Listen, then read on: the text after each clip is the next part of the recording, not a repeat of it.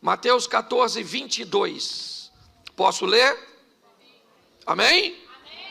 Logo a seguir, Jesus fez com que os seus discípulos entrassem no barco e fosse adiante dele para o outro lado, enquanto ele despedia as multidões. Tendo despedido as multidões, ele subiu ao monte a fim de orar sozinho, e ao cair da tarde lá estava ele só. Entretanto o barco já estava longe, a uma distância da terra, açoitado pelas ondas, porque o vento era contrário. Na madrugada, ou na quarta vigília, Jesus foi ter com eles, andando por sob o mar. E os discípulos, porém, vendo andar sobre o mar, ficaram apavorados e disseram: é um fantasma! E tomados de medo, gritaram. Mas Jesus imediatamente lhes disse: coragem, sou eu, não tenhas medo. E Pedro disse, repita comigo, Pedro disse. De novo, Pedro disse. Olha o que Pedro disse, não precisa repetir não. Se é o Senhor mesmo, mande que eu vá até aí, andando sobre as águas. Feche seus olhos. Senhor nosso Deus e Pai, continue falando conosco. Usa-me como um canal de bênção, e que a tua verdade prevaleça na nossa mente, ó Pai, dando direção às nossas emoções, em nome de Jesus. Você pode dizer amém? Preste atenção, porque isso aqui é magnífico. Jesus chamou os seus discípulos e disse assim: entrem nesse barco. Em algumas traduções diz, compeliu, mandou, obrigou, insistiu. Eu não sei qual a tradução você tem na mão. Eu só sei que qualquer uma que você tenha, ela significa uma coisa: os discípulos não estavam a fim de entrar.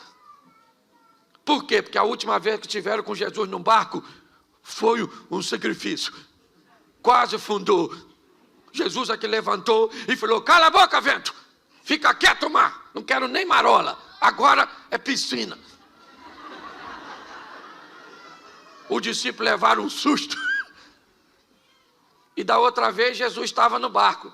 Dessa vez Jesus falou assim: vão vocês que eu vou depois.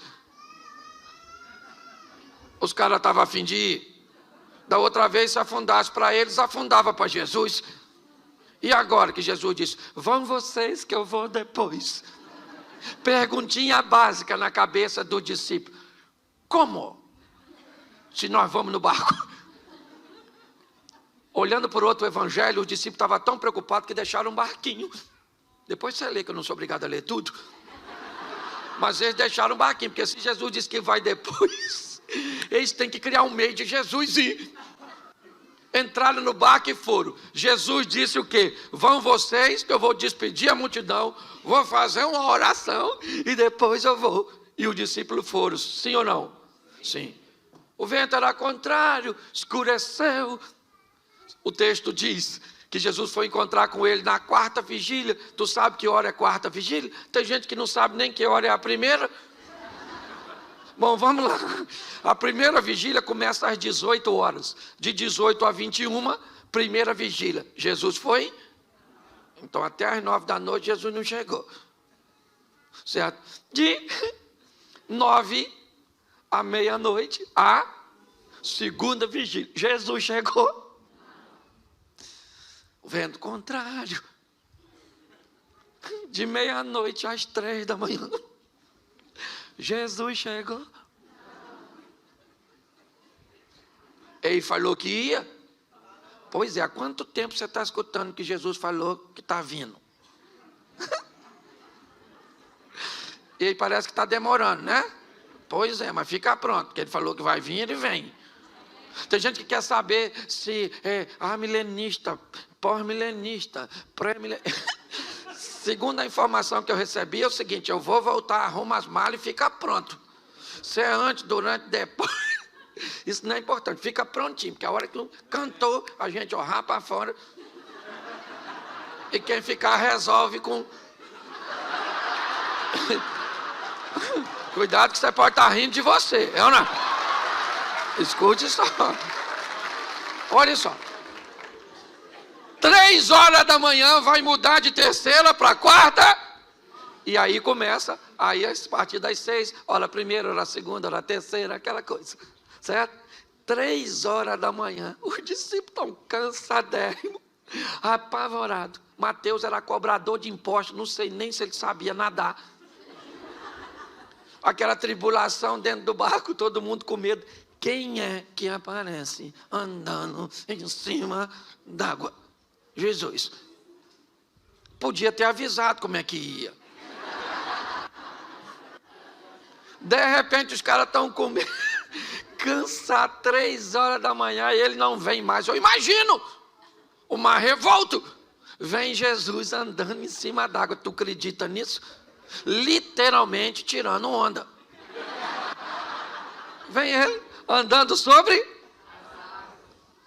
Quando os discípulos viram isso, começaram a gritar: olha lá um fantasma, socorro! Não tinha mulher não, era só homem. E eles começaram a gritar de medo: fantasma, fantasma. Eu imagino Jesus lá fora. Eu não falei que vinha? Para que essa gritaria? Ninguém correu. Ninguém dos discípulos saiu correndo. Por quê? Porque não tem para onde correr, filho. Nessa vida ou você enfrenta ou você enfrenta para ganhar, ou você enfrenta para... Mas você é obrigado a enfrentar. Por isso Jesus disse: eu vou estar com você nessa peleja, para que você enfrente e saia vitorioso. Quando todo mundo começou a gritar, Jesus gritou lá de fora: calma, gente, sou eu, fantasma não. Aí deu aquele silêncio, todo mundo ficou olhando, estava meio escuro, amedrontado, visibilidade baixa. Pedro olhou e falou: aí, é o senhor mesmo? Se é o senhor, manda eu ir aí. Pensa no silêncio. Como assim, Pedro? Tem um cara andando em cima d'água. Ninguém sabe ainda direito quem é. Ele olhou e disse que é Jesus, mas ninguém tem certeza disso. Preste atenção nisso, porque é muito interessante. Quando nós olhamos para este momento, o que vemos? Um ambiente de caos na mente dos discípulos, amedrontados, cansados, lidando com uma força da natureza, cuja qual é muito maior do que eles. E neste ambiente de medo, medo para quem? Medo para todo mundo. Um ambiente de adversidade para quem? Para todo mundo.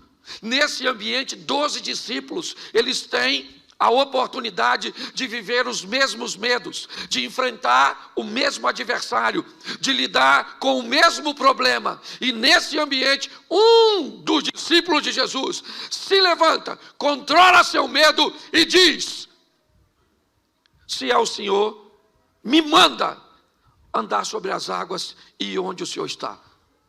Preste atenção, qual era o local mais seguro naquela ocasião? Qual era o local mais seguro? Se você estivesse lá, onde você ficaria? Pois é, gente. Nós queremos viver o sensacional, o extraordinário. Nós queremos ver o agir de Deus, mas queremos fazer o que todo mundo está fazendo, que é ficar no barco. Está na hora de sairmos do barco e protagonizarmos nossa própria história. Está na hora de pararmos de sermos meros narradores de milagres alheios e trazer um ambiente de milagres para a nossa casa, para a nossa vida, para a nossa família, para nosso casamento, para nossos filhos, para nossos negócios. Eu não tenho problema com quem conta milagre dos outros. Não, eu tenho um montão de amigos que vivem seus milagres extraordinários. Mas eu também tenho os meus. Os milagres que Deus tem feito na minha casa, nas minhas finanças, nos meus negócios, no meu ministério, é assim que funciona. Mas para que isso aconteça, está na hora de você parar de fazer o que todo mundo faz e descobrir o novo de Deus para a sua vida. Pedro falou: deixa eu ir aí. O que Jesus falou com ele? O que tinha onde Jesus estava? Nada. O que Pedro foi fazer lá? Nada. Jesus poderia falar: calma, Pedro, poxa, eu estou chegando aí. Já eu estou aí, vim aqui para quê? Jesus parou e falou: chega aí, Pedro, pode vir. Pensa, Pedro saindo do barco. O discípulo deve ter falado o quê? Pedro bebeu? Ele não deve estar bem da cabeça. É ou não é? O que ele quer ir fazer lá fora? Bom, olha só. Pedro sai do barco? Sim ou não? Sim. E vai andar sobre? Isso. Ele vai lá, volta com Jesus. Quando Jesus entra com Pedro no barco, sabe o que os discípulos falam? Verdadeiramente, o Senhor é Filho de Deus, o poderoso. E Pedro lá deve ter falado, mas ninguém foi lá fora. Vamos imaginar um culto desse na igreja dos discípulos? Depois desse fato que nós acabamos de ler. Vamos imaginar 11 discípulos levantando no meio da reunião e dizendo, gente, gostaríamos de dar um testemunho. Esta semana nós vimos um homem andando sobre... Só que nesse mesmo culto, Pedro poderia dizer, posso falar uma coisa? Só para deixar registrado. O homem que eles viram andando, fui eu. Pastor, o que você quer dizer? Querido, está na hora de você fazer o que nunca fez, para viver o que nunca viveu. Está na hora de você se destacar, que os outros quiserem que se destaque, mas você tem que parar de ficar olhando para os outros. Entenda o que Deus quer fazer na sua vida, para onde Ele quer te levar, a oportunidade que Ele quer te dar. É isso que eu quero que você entenda nesse momento. Faça algo de novo pelo seu casamento. Faça algo de novo pela sua vida profissional.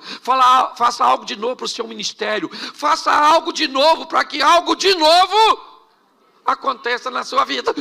Viver na mesmice vai te levar para onde?